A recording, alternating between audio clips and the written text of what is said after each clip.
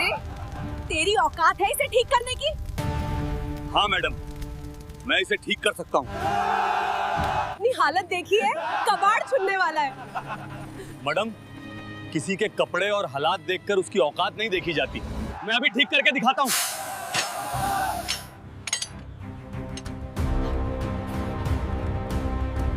शहर के ऊपर आसमान नीला नहीं बल्कि ताकत और पैसे के रंग में डूबा हुआ था।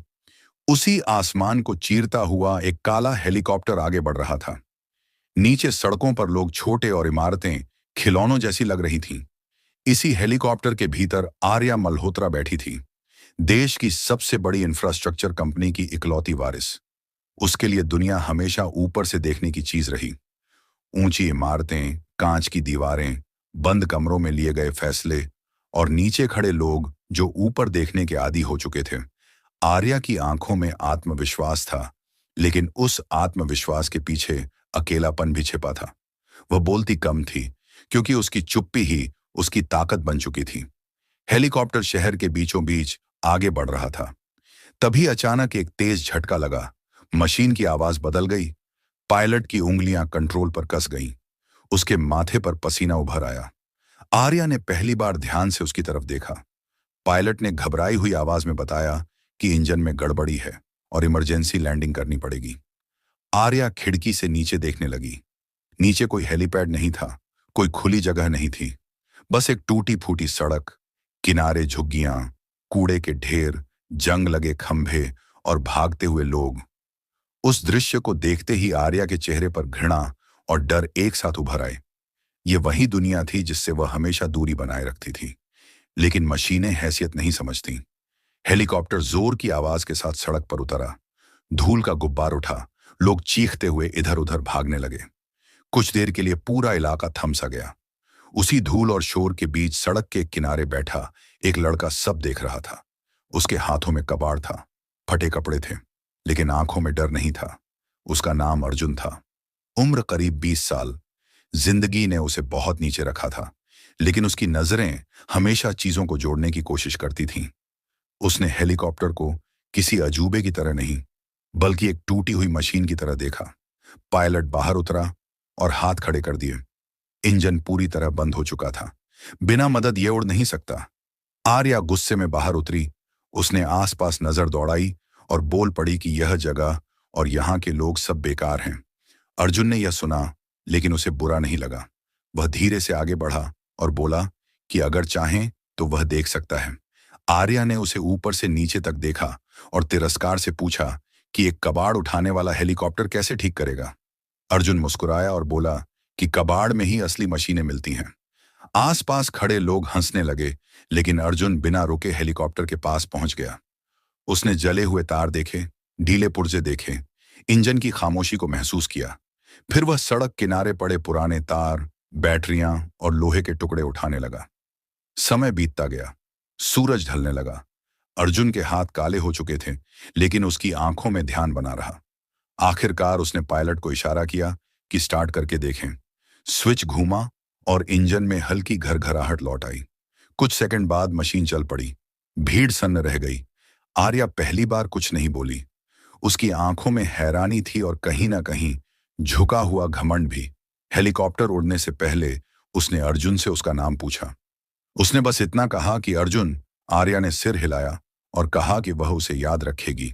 हेलीकॉप्टर आसमान में उठ गया, लेकिन नीचे खड़ा अर्जुन देर तक उसे देखता रहा, जैसे उस उड़ान के साथ उसके भीतर भी कुछ जाग गया हो।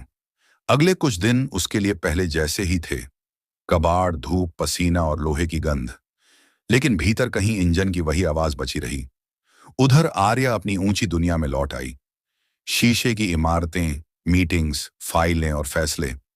एक शाम वह शहर के सबसे महंगे होटल में अकेली बैठी थी। सामने रखी कॉफी ठंडी हो रही थी और दिमाग में वही टूटी सड़क घूम रही थी। तभी उसकी नजर सर्विस एरिया की तरफ गई। वहां वही लड़का था, अर्जुन। वही सादगी, वही शांत चेहरा। वह डिब्बे ठीक कर रहा था।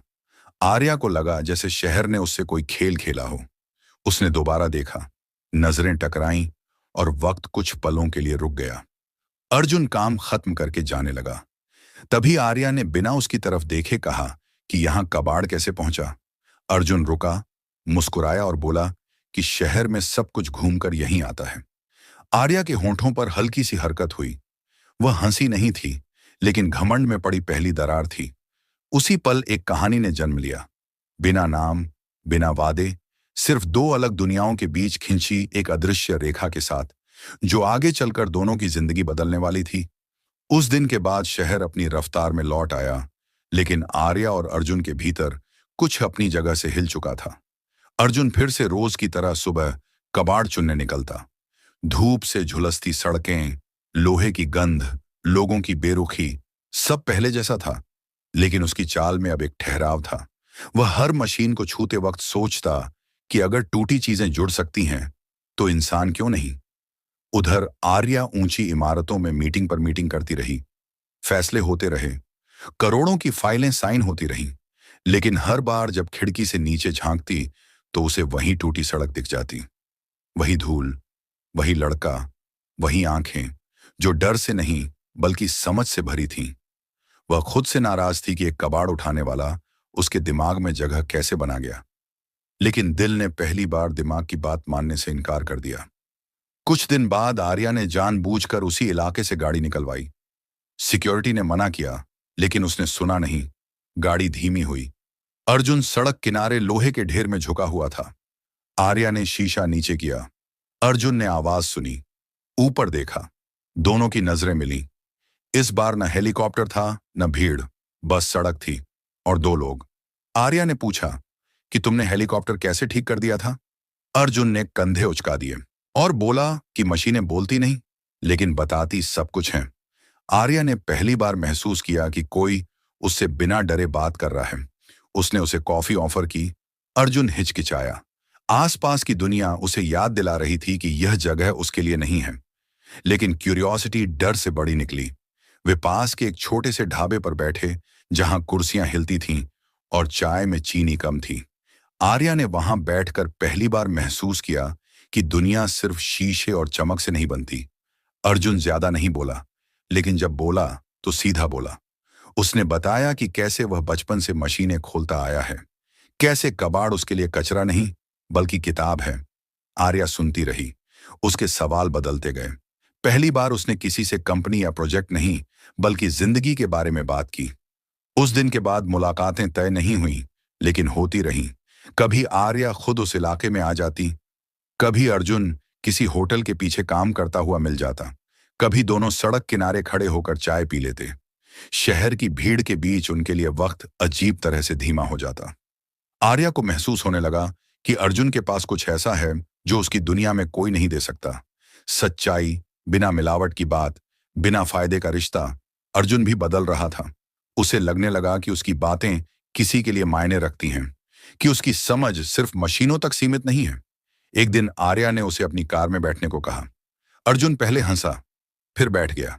शहर की ऊंची इमारतें उसके सामने से गुजरने लगीं, शीशे में चमकता आसमान।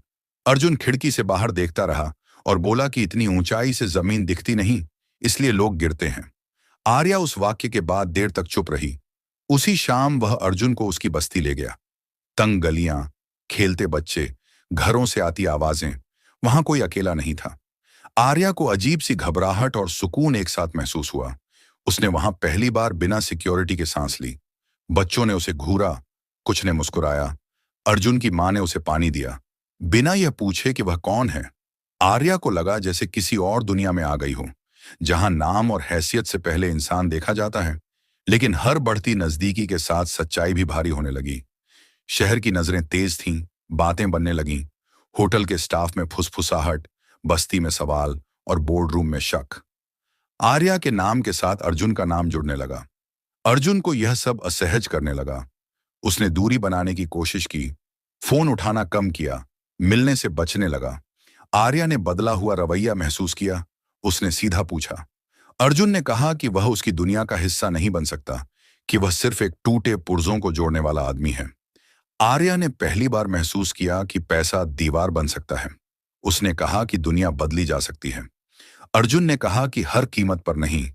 उस दिन दोनों पहली बार खामोश हुए, लेकिन उस खामोशी में दूरी नहीं बल्कि डर था, क्योंकि दोनों समझ चुके थे कि यह सिर्फ दोस्ती नहीं रही, यह कुछ ऐसा बन रहा था जिससे भागना मुश्किल था।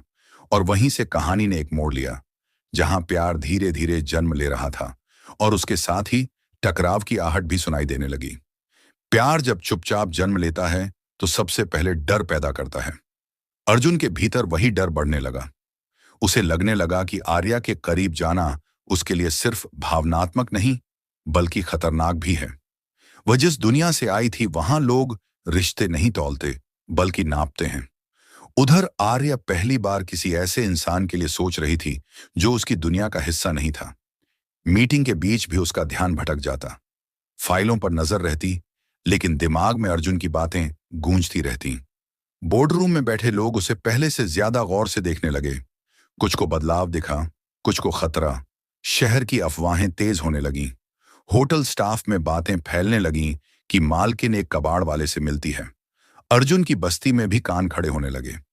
लोगों ने उसे समझाया कि अमीर लोगों की दोस्ती धूप जैसी होती है जो देर तक नहीं टिकती। अर्जुन सुनता रहा लेकिन दिल नहीं माना। उसी बीच एक शाम आर्या ने उसे शहर के सबसे बड़े 5 स्टार होटल में मिलने बुलाया। अर्जुन ने मना करना चाहा लेकिन गया। चमकती रोशनी, संगमरमर के फर्श, खुशबू से भरी हवा। अर्जुन खुद को वहां अजनबी महसूस कर रहा था। लोग उसे देख रहे थे, कुछ ऊपर से कुछ नीचे से। उसी रात आर्या की कंपनी की एक बड़ी मीटिंग भी वहीं चल रही थी। बोर्ड मेंबर्स मौजूद थे, बड़े नाम थे। जैसे ही अर्जुन और आर्या साथ दिखाई दिए, फुसफुसाहटें तेज हो गईं। किसी ने सवाल नहीं पूछा लेकिन सब समझ गए। आर्या ने पहली बार अर्जुन का हाथ खुलेआम पकड़ा। वह पल छोटा था लेकिन भारी। उसी भारीपन में एक बोर्ड मेंबर ने टोका और याद दिलाया कि आर्या सिर्फ एक लड़की नहीं बल्कि एक ब्रांड है। अर्जुन ने हाथ छुड़ाने की कोशिश की लेकिन आर्या ने नहीं छोड़ा। उसने कहा कि यह उसकी जिंदगी है। जवाब में कहा गया कि उसकी जिंदगी अकेले उसकी नहीं है, कंपनी की है, निवेशकों की है, छवि की है।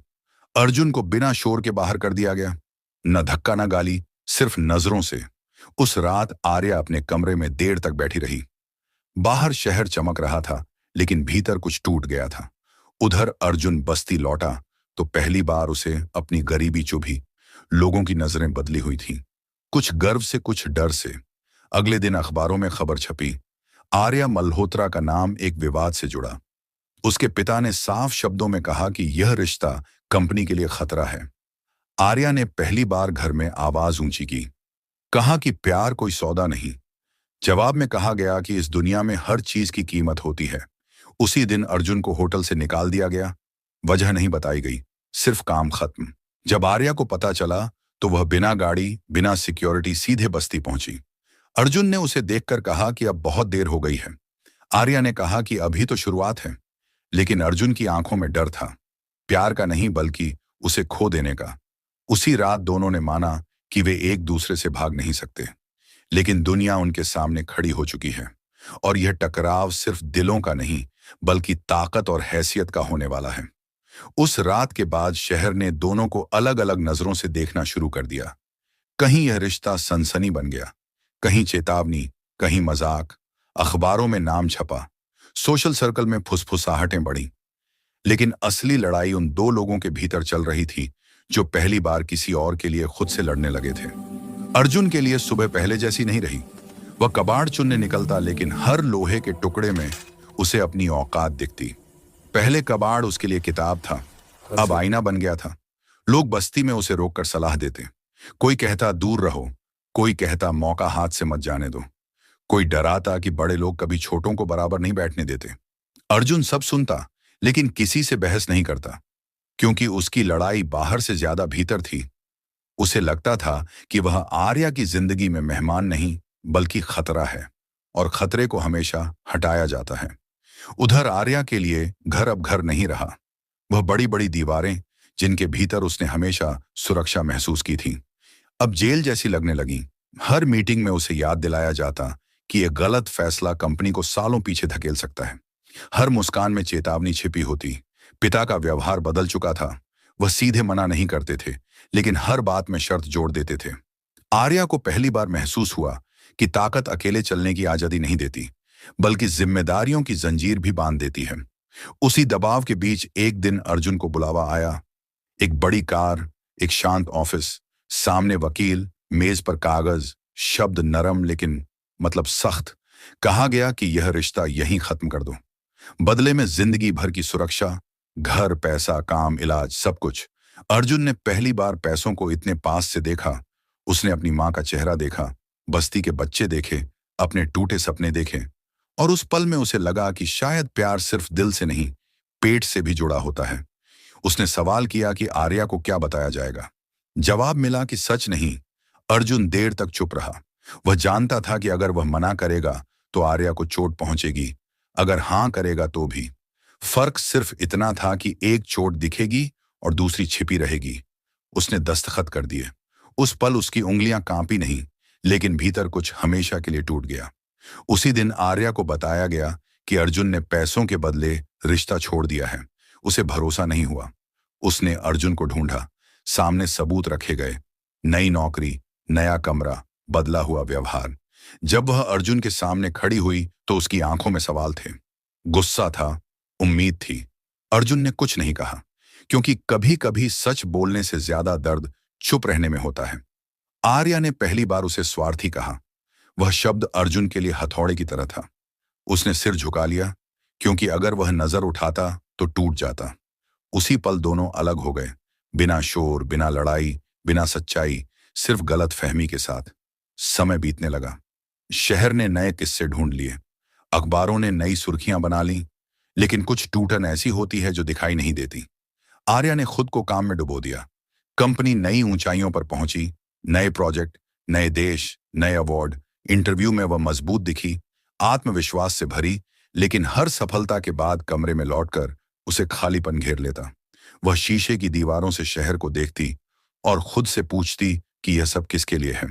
उधर अर्जुन ने पैसे से बस्ती बदली। उसने बच्चों के लिए स्कूल खुलवाया, मशीनें ठीक करने की छोटी सी वर्कशॉप बनाई। लोग उसे इज्जत से मास्टर कहने लगे।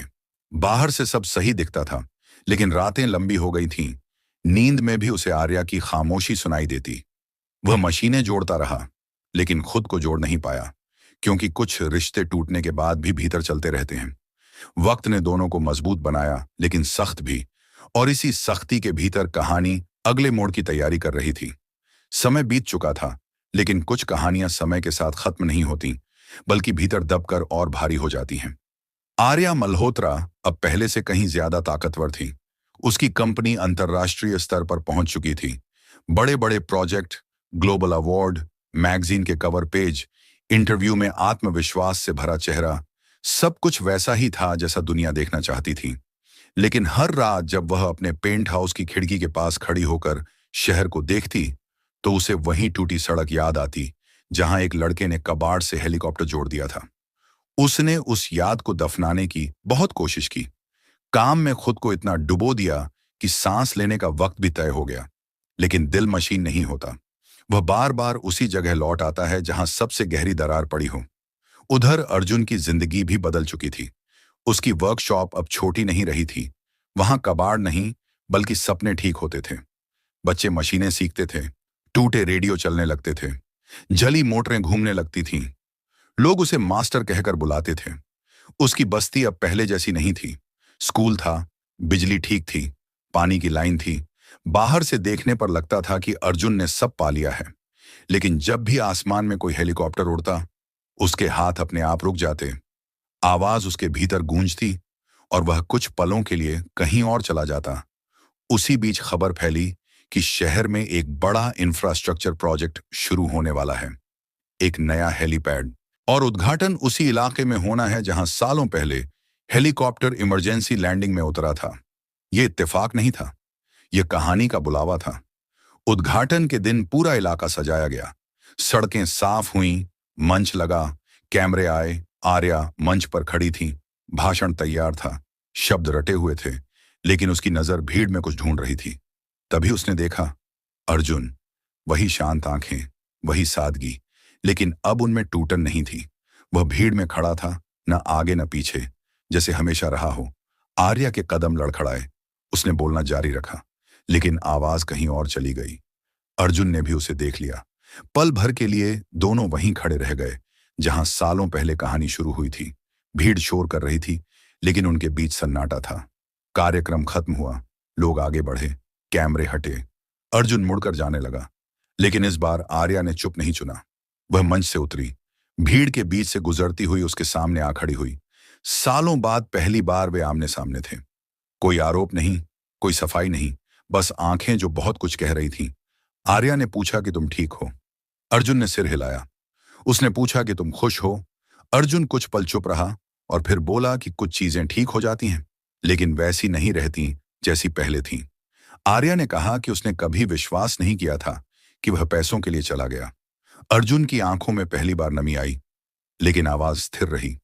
उसने कहा कि कभी-कभी सच बोलने से रिश्ते बचते नहीं, बल्कि टूट जाते हैं। आर्या ने पहली बार उस चुप्पी को समझा जो सालों पहले उसे स्वार्थ लगी थी। उसे एहसास हुआ कि कहानी अधूरी इसलिए थी क्योंकि सच दबा दिया गया था। उसी शाम दोनों उस सड़क पर पहुंचे जहां सब शुरू हुआ था। अब वहां नया हेलीपैड था, साफ जमीन, चमकती लाइटें, लेकिन आर्या की नजर उस कोने को ढूंढ रही थी जहां अर्जुन बैठा करता था। उसने कहा कि अगर उस दिन तुम न होते तो शायद वह आज यहां न होती। अर्जुन ने कहा कि अगर उस दिन वह हेलीकॉप्टर न गिरता तो शायद वे कभी न मिलते। दोनों मुस्कुराए, लेकिन यह मुस्कान अधूरी नहीं थी। उसमें स्वीकार था, दर्द था और सम्मान भी। आर्या ने कहा कि वह अब भी उसे चुनना चाहती है, बिना सौदे, बिना शर्त। अर्जुन ने गहरी सांस ली और कहा कि वह अब भी मशीनें जोड़ सकता है, लेकिन किसी की दुनिया नहीं बदलना चाहता। आर्या ने जवाब दिया कि इस बार उसे दुनिया बदलने की जरूरत नहीं, बस साथ चलने की। देर तक दोनों चुप खड़े रहे। फिर अर्जुन ने हाथ आगे बढ़ाया। यह वादा नहीं था, यह शुरुआत भी नहीं थी, यह बस एक कदम था। और कभी-कभी कहानियां वहीं खत्म होती हैं जहां दोनों एक दूसरे को उसी रूप में स्वीकार कर लें जैसे वे हैं, न ऊपर न नीचे, न अमीर न गरीब, बस इंसान। और उस रात आसमान नीला नहीं था, लेकिन पहली बार ताकत और पैसे के रंग से भी मुक्त था।